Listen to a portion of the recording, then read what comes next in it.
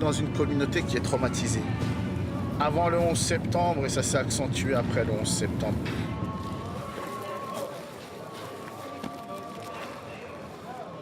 Comme on a l'église du quartier, j'aimerais qu'on ait la mosquée du quartier, tout simplement.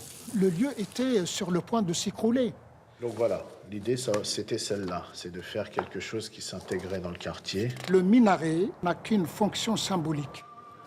Puisque ce sont des lieux de prière, la loi, pour des très bonnes raisons, nous interdit de les financer. Il ne faut pas oublier que la communauté musulmane du 18e, elle est là et elle vote. Et c'est pour ça qu'il a été élu vaillant, c'est tout. C'est pas, il ne faut pas se leurrer, il ne faut pas se cacher, il faut le dire. Mon élection n'est pas due à un clientélisme, à un prosélytisme dans les milieux religieux. Moi, je m'adresse aux citoyens. Il y a quelques propriétaires qui ne voient pas d'un très bon œil notre présence ici. Il y a un règlement de copropriété dans l'immeuble et c'est pas la première fois que je vous rappelle que tout le monde respecte ici le règlement, sauf vous. Vous ne pouvez pas savoir qui est correct, qui n'est pas correct, fondamentaliste ou intégriste. Pour désamorcer cette suspicion, il faut s'ouvrir, il faut accepter de dialoguer. On demande la paix, quoi, si vous voulez.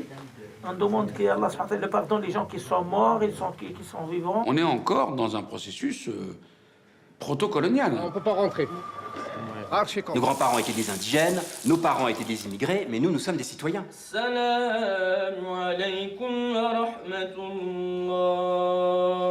Ça va pas dans une caméra, j'espère, ça va pas à la télé, j'espère.